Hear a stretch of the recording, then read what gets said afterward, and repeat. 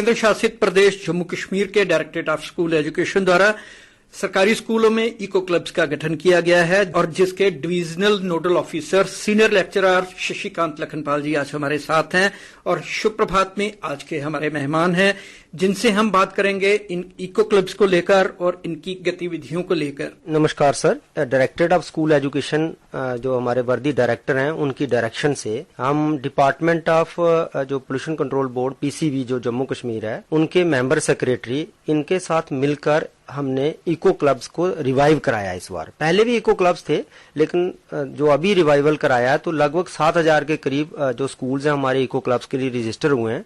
उसकी जो फंडिंग है वो पोल्यूशन कंट्रोल बोर्ड के थ्रू हमारे पास आती है।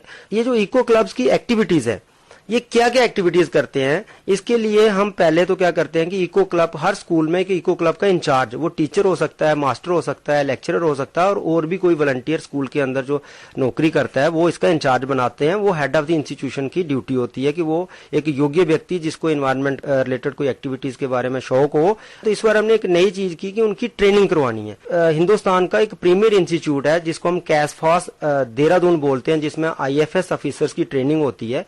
तो इस बार 2 दिन की हमारी जम्मू कश्मीर के जो इंचार्ज इको क्लब्स हैं उनकी ट्रेनिंग कराएगी। उसमें टोटल 6 सेशंस थे।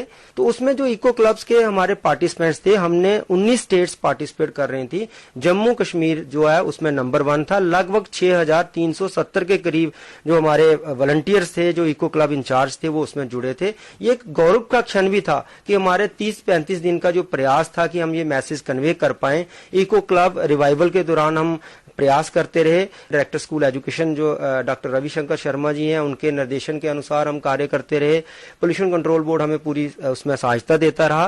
तो लेकिन प्रयास हमें ही करना था, तो हम उसमें सफल रहे। लोग बहुत खुश हैं। ट्रेनिंग होगी ये हमारी, तो अब करेंगे क्या क्या क्या एक्टिविटीज कर सकते हैं। बेसिकली इको क्लब क्या है कि जो मीनिंगफुल एक्टिविटीज, जो इन्वायरमेंट रिलेटेड एक्टिविटीज हैं, वो बच्चों को इन्वॉल्व करके, स्टाफ मेंबर्स को इन्वॉल्व करके हम करते हैं। तो इस तरीके से जैसे कोई मान लो एक एक्टिविटी है वर्मिंग कंपोस्टिंग पिट, बायोडिग्रेडेबल वेस्ट स्कूल के अंदर या घर के अंदर जो हमारा पेपर वेस्ट है, जो लीव्स वेस्ट है, जो डिग्रेड होने वाली चीजें हैं, उनको हम कंपोस्ट बनाकर उसको गमलों में या हर्बल गार्डन में, जब आपके पास न्यूट्रिशन गार्डन है, उसमें डाल दिया जाता है। तो इस तरीके से वेस्ट सेग्रीगेशन करना सबसे पहले ये बच्चों को सिखाया जाता है और स्टाफ मेंबर्स को सिखाया जाता है। स्कूलों के थ्रू या एजुकेशन डिपार्टमेंट के थ्रू इस प्रकार के प्रोजेक्ट को, इको क्लब्स को ऑपरेट करना, ये बच्चों की भी कहीं ना कहीं इन्वॉल्वमेंट होगी। तो उसमें बच्चों का क्या योगदान रहता है, बच्चे किस प्रकार से ऑपरेट करते हैं? देखिए, अभी कोविड की वजह से डायरेक्टली तो हम कर नहीं सकते, लेकिन ऑनलाइन हमने बच्चों को ये शिक्षा देते हैं। हम जब हमारी क्लासेस होती हैं उसमें हमारी इन्वायरमेंट की क्लासेस भी होती हैं, कभी ये भी क्लासेस होती हैं। तो हम क्या करते हैं, बच्चों को पहले ये बताया जाता है कि घर और स्कूल या इंस्टीट्यूशन जहां भी आप बैठे हैं तो वेस्ट सेग्रीगेशन करना, मतलब जो पहले तो वेस्ट का ऑडिट करना है, हमें कितना वेस्ट जनरेट हो रहा पर डे एक घर में या एक इंस्टीट्यूशन में। फिर धीरे धीरे उसको हम क्या क्या कम कर सकते हैं। जैसे हम प्लास्टिक को कम कर सकते हैं। इस समय प्लास्टिक एक बहुत बड़ी थ्रेट है पृथ्वी को, कि पृथ्वी में एक ही मात्र एक्सा प्लैनेट है जिसके ऊपर जीवन रह सकता है और आज हमें उसे खतरे में डाल लें इस प्लास्टिक की वजह से। तो प्लास्टिक वेस्ट को हम कम कर सकते हैं। जैसे पन्नी है, सिंगल यूज प्लास्टिक है, उसको हम रिफ्यूज कर सकते हैं। तो ये कैंपेन भी हम चलाते हैं। तो इस तरीके की ये हम एक्टिविटी बच्चों के द्वारा करवाते हैं। स्टाफ मेंबर्स उसमें बढ़ चढ़ कर हिस्सा लेते हैं। अच्छा, एक और है किचन गार्डन स्कीम। तो किचन गार्डन स्कीम उन स्कूल्स के लिए है जो इको क्लब्स के अंदर आती है, जो schools mid day schools, MDM schools होते हैं, जिनके पास बच्चे मिड डे मील्स खाते हैं। उन स्कूल्स के अंदर किचन गार्डन होना चाहिए। वो सारे प्लांट जिनसे हमें न्यूट्रिशन मिलती है वो वहां उस गार्डन में ग्रो करने चाहिए। बच्चे खुद उसमें लगाएं, बच्चे पौधा ग्रो होते देखेंगे, उन्हें पता चलेगा कि ये सब्जी कैसे होती है, ये कैसे बनती है, ये बीन्स है, ये फलानी सब्जी है, ये वाली सब्जी है, ये मशरूम है, कैसे ग्रो कर सकती हैं ये चीजें। तो वो जब वो देखते हैं, एक तो उनका इंटरेस्ट पैदा होता है और भविष्य में वो इसको अपना प्रोफेशन भी चूज कर सकते हैं। तो इस तरीके से बच्चों के अंदर जो माल न्यूट्रिशन है, गवर्नमेंट ऑफ इंडिया भी चाहती है कि जो माल न्यूट्रिशन है, जो एक कुपोषण है, उसको कैसे कम किया जाए। तो स्कूल लेवल पे मिड डे मील के साथ इसको जोड़कर school education department, directorate of school education, ये हम कार्य करते हैं। तो इस तरीके से कुछ स्कूल हमने सिलेक्ट किए हैं जिसको स्पॉन्सर जो है वो आयुष करता है। स्कूल्स में प्लांटेशन भी करते हैं, तो किस प्रकार के प्लांट्स को आप वहां पे शो करते हैं ताकि वही प्लांट्स जो हैं आगे चल के स्कूल के काम आए, बच्चों के काम आए, मिड डे मील के काम आए? हमारा स्कूल एजुकेशन डिपार्टमेंट का एक एग्रीमेंट हुआ है department of forest government of Jammu Kashmir के साथ कि वो हमारे स्कूल्स के लिए पौधे जो है वो मुफ्त में उपलब्ध कराते हैं। दूसरा, हमने इको क्लब की एक एक्टिविटी रखी है कि स्कूल में जो फंडिंग हमें मिल रही है उसके आधार पर हम जो एंडेमिक प्लांट्स होते हैं, जो वहां लोकल प्लांट ग्रो करते हैं, उनकी हम एक छोटी सी नर्सरी भी तैयार कर सकते हैं। जैसे अमलतास है, उसकी नर्सरी तैयार की जा सकती है, जैसे नीम है उसकी तैयार की जा सकती है, लेमन ग्रास है। तो 4-5 स्पीशीज को ग्रो करके एक तो वो स्कूल में वो पौधे उपलब्ध हो जाएंगे और साथ में अगर वो स्कूल के साथ कोई और लोग भी लेना चाहते हैं उनको वो मुफ्त में उपलब्ध करा सकते हैं, या फिर थोड़े बहुत नॉमिनल चार्जेस लेकर वो स्कूल के इको क्लब में पैसे जाते हैं और उसके फिर उसकी सस्टेनेबिलिटी रहती है उस इको क्लब की, उस नर्सरी की। तो इस तरीके से हम ये कार्य करते हैं। शशिकांत जी, आप डिविजनल नोडल ऑफिसर हैं इस इको क्लब्स के, जो कि जम्मू में भी चल रहा है, हमारा श्रीनगर में भी चल रहा है। मेरा प्रश्न आपसे ये है कि जैसे कि ये योजना सरकारी स्कूलों में अभी तक चल रही है, क्या इसे कहीं आने वाले समय में प्राइवेट स्कूलों में भी एक्सटेंड किया जा सकता है, या भी हो रही है, चल रहा है इस पे काम? हमने कुछ डिस्ट्रिक्ट्स में प्राइवेट स्कूल्स को भी लिया है। धीरे धीरे जब हमारे गवर्नमेंट स्कूल्स कवर हो जाते हैं तो हमारा ये प्रयास रहेगा, और ये सरकार की ऐसी पॉलिसी में भी है कि हम प्राइवेट स्कूल्स को भी इसमें इंक्लूड करेंगे, क्योंकि बच्चे तो वहां भी हमारे ही पढ़ते हैं, हमारे ही नागरिक हैं। पर्यावरण एक ऐसा मुद्दा है जिसमें हम किसी एक बच्चे को भी छोड़ना नहीं चाहते, हम उस अंतिम बच्चे को भी लेना चाहते हैं कि वो भी ये समझे, क्योंकि अगर 9 व्यक्ति घर के सफाई रख रहे हैं और घर का एक व्यक्ति अगर गंदगी फैलाता है तो वो घर गंदा ही गिना जाता है। तो हम चाहते हैं कि वह परिवार, वह देश, वह प्रदेश, वह एरिया, वो जिला, वो स्थान, उसमें हर एक व्यक्ति पर्यावरण की जानकारी अपने पास रखे और पर्यावरण के जो एक्टिविटीज होती हैं उसमें इन्वॉल्व हो। तो हम निश्चित रूप में भविष्य में प्राइवेट स्कूल्स को इंक्लूड करेंगे, और कुछ इस समय हमने कुछ ऐसे डिस्ट्रिक्ट्स हैं जिसमें प्राइवेट स्कूल्स हैं, जैसे पुंछ है, सांबा है हमारे पास, उनमें प्राइवेट स्कूल्स हमने रखे हैं और धीरे धीरे इसको एक्सटेंड करेंगे। तो इसी के साथ एक जुड़ा हुआ प्रश्न आपसे पूछूंगा कि जो हम पेपर इस्तेमाल करते हैं हर रोज, इसके पीछे पेड़ है जी, पेड़ों की कटाई होती है, प्लांट्स की, वृक्षों की कुर्बानी देने के बाद हमारे पास पेपर सामने आता है। स्कूल एक ऐसी जगह है जहां बच्चे अनजाने में वेस्टेज बहुत ज्यादा करते हैं। क्या इस प्रकार की अवेयरनेस भी बच्चों में दी जाती है कि बच्चों, ये पेपर जो आप फाड़ के फेंक रहे हैं इसके पीछे एक वृक्ष कटेगा? राजेश जी, ये बहुत ही महत्वपूर्ण प्रश्न आपने पूछा, और ये इको क्लब की एक्टिविटी का एक हिस्सा है। हम बच्चों को ये बिल्कुल बताते हैं कि ये पेज आपके पास है, ये पन्ना जो आपको पास आया है, ये पुस्तक जो आपके पास आई है, इससे किसी वृक्ष की कुर्बानी दी गई है। तो हम जो बच्चे रफ कॉपी या जो फेयर कॉपी जिसपे नोट बनाते हैं, उसके हम कोशिश करते हैं कि बच्चों को ये कहते हैं कि उसको पूरा सदुपयोग करें, एक भी लाइन, एक भी हिस्सा उसका खाली ना छोड़ें। ये हो गया बच्चों तक। बच्चों को जब ये संदेश मिलता है, एक तो घर में उनका खर्चा कम हो जाएगा। अगर कोई बच्चा 15 से 20 कॉपीज या नोटबुक्स का इस्तेमाल करता है, तो अगर ऐसा करेगा तो वो उसको रिड्यूस करेगा 25% के आसपास, तो उसका एक तो पैसा बच रहा है, दूसरा उसका जब सदुपयोग होता है तो इन्वायरमेंट को डायरेक्ट फायदा हो रहा है। एक तो ये हो गया। दूसरा, हम कोशिश कर रहे हैं, जो ऑफिस हैं हमारे, जैसे डायरेक्टर स्कूल एजुकेशन ने सारा पेपरलेस काम शुरू कर दिया है। सब कुछ मेल के थ्रू जाता है और मेल के थ्रू ही होता है, और ऑनलाइन जो है वो उसकी सर्विसेज ली जाती हैं। लेकिन बच्चों को क्योंकि पुस्तकें चाहिए, सारी जगह इंटरनेट फैसिलिटी अवेलेबल नहीं होती है, लेकिन कम से कम ये आपका जो सुझाव, और ये हमने पहले से ही लागू किया हुआ, ये निश्चित रूप में बड़ा करनीय चीज है कि बच्चे अगर पुस्तकों को ये समझते हैं कि ये उनको समझ आ जाता है कि ये पेड़ों की कुर्बानी की वजह से हमें पुस्तकें मिल रही हैं, वो निश्चित रूप में उसका सदुपयोग करेंगे। और एक पुस्तक अगर बाजार से खरीदी है, मान लो किसी 9th के बच्चे ने, अगर वो 10th में पहुंच गया है, तो वो 9th की वो वाली पुस्तक किसी दूसरे को दे देगा। इस तरीके से वो पुस्तक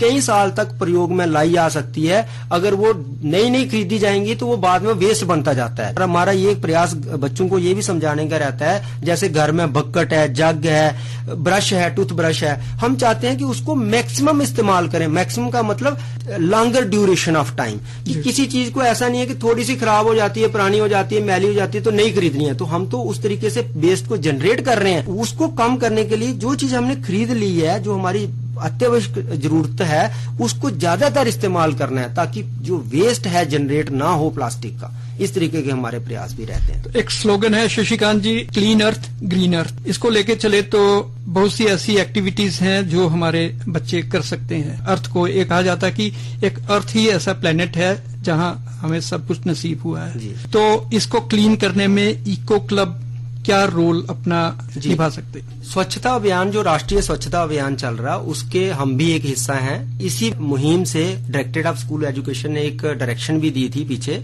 कि जब स्कूल खुले कोविड के बाद तो पूरा स्कूल को स्वच्छ करना है। स्कूल स्वच्छ करने का मतलब जो स्कूल में साफ सफाई की, बिल्कुल उसको क्लीन करना है। अगर स्कूल क्लीन है तो अगर आप कुछ परसेंटेज ऑफ एरिया जो एक इंस्टीट्यूशन का है अगर वो साफ रहता है, पूरे एरिया का पूरा स्कूल अगर स्वच्छ रहता है तो वो एक कंट्रीब्यूट कर रहा है स्वच्छता में।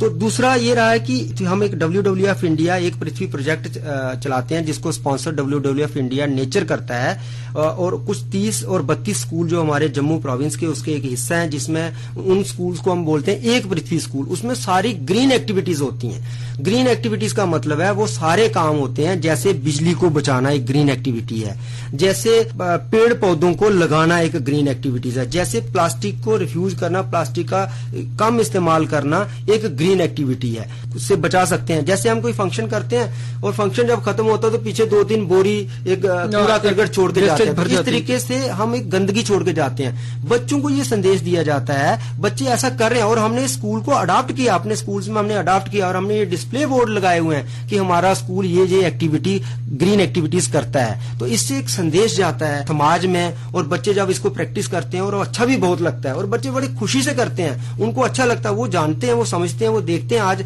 सोशल मीडिया ने उनको अवेयर किया है, और खासकर कोविड में जब बच्चे घर में बैठे हैं तो इंटरनेट का इस्तेमाल करना उन्होंने बखूबी सीखा है। डिफरेंट माध्यम से क्लास अटेंड करते हैं, जैसे रेडियो क्लासेस भी अभी चल रही हैं, आकाशवाणी जम्मू से चल रही हैं। तो बच्चे इक्विप्ड हो गए हैं, लेकिन अब ऐसा है उनको एनवायरनमेंट की भी जानकारी मिली है। तो मुझे पूरी उम्मीद है हमने एक अच्छी एनर्जेटिक टीम तैयार कर ली है। हम इंतजार कर रहे हैं कि कब हमारे स्कूल्स में बच्चे आए साक्षात रूप में। हम इंतजार, क्योंकि हमारा जीवन बच्चों के साथ जुड़ा है, हम टीचर हैं ही बच्चों के लिए, मतलब हमारा अस्तित्व बच्चों के लिए है। हम इंतजार कर रहे हैं कि माहौल ठीक हो, कोविड जल्दी से चला जाए और बच्चों को वैक्सीनेशन मिले और स्कूल जल्दी खुले तो बच्चे ये सारी एक्टिविटीज करें। लेकिन बच्चे ऑनलाइन एक्टिविटीज इस समय भी कर रहे हैं, स्कूल भी कर रहा है। जो अभी सीजन चल रहा है वो है रेनी सीजन। ये बेस्ट सीजन गिना जाता है प्लांटेशन के लिए। क्या इस समय कुछ प्लांटेशन आपके इको क्लब ने की हैं? बिल्कुल किए हैं। मैं आपको एक बताऊं कि डायरेक्टर स्कूल एजुकेशन की तरफ से एक डायरेक्शन जारी की गई थी, जब स्वच्छता अभियान चलेगा उसके साथ एक प्लांटेशन ड्राइव की जाएगी। हर टीचर ने कम से कम एक पौधा लगाया है और कईयों ने एक से ज्यादा भी लगाए हैं अपने इंस्टीट्यूशन के अंदर, और कुछ लोगों ने अपने इंस्टीट्यूशन के बाहर जो रोड साइड जगह है उसको भी अडॉप्ट किया हुआ है। तो इस तरीके से लाखों पौधे लगे हैं, उनके हमें फोटोग्राफ्स मिले हैं पौधे लगते हुए। हम क्योंकि हमारे डिस्ट्रिक्ट रिसोर्स जो पर्सन होते हैं, जो हमारे डिस्ट्रिक्ट कोऑर्डिनेटर्स हैं, जोनल कोऑर्डिनेटर्स हैं, उन तक जो हमारे ग्रुप्स हैं उन तक वो फोटोग्राफ्स पहुंचते हैं और आकर वो फोटोग्राफ्स हमारे डायरेक्टर तक पहुंचते हैं। तो हम उन एक्टिविटीज को देखते हैं और हमारा ये स्ट्रेस रहा इस बार कि हमने एंडेमिक प्लांट जो हमारे देशी पौधे हैं उनको लगाया जाए, क्योंकि वो पर्यावरण के साथ हजारों सालों के साथ हमारे साथ जुड़े हैं, हमारे साथ ग्रो किए हैं, उनका कोई नुकसान नहीं है, उनकी कोई एंटागोनिस्टिक प्रॉपर्टी नहीं होती, इसलिए उनको ग्रो करने से हमारा पर्यावरण और शुद्ध होता है। और इस बार हमारा राजेश जी एक और प्रयास रहा कि हमने बोला कि पेरिनियल ट्री लगाने हैं, ऐसा पौधा लगाना जो 100 साल तक जिंदा रहे। जैसे अर्जुन हमने बोला लगाने के लिए,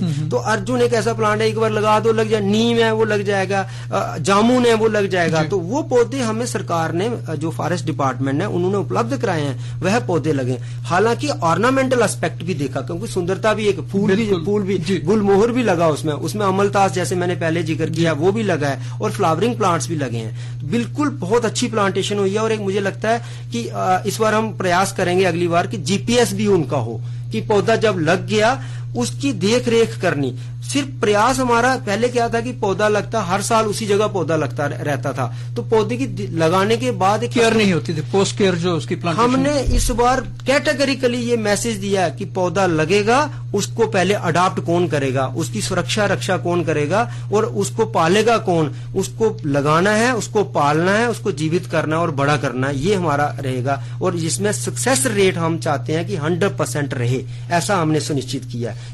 तो चलिए शशिकांत जी, आपने 100% सक्सेस रेट को सुनिश्चित किया है, तो हम भी आशा करते हैं कि आपका ये इको क्लब कॉन्सेप्ट खूब फूले फले और आने वाले समय में हमारे स्कूलों द्वारा एनवायरनमेंट को शुद्ध करने का आपका ये प्रयास अवश्य सफल हो। कार्यक्रम शुभ प्रभात में आकाशवाणी जम्मू से बात करने के लिए आपका बहुत सा धन्यवाद।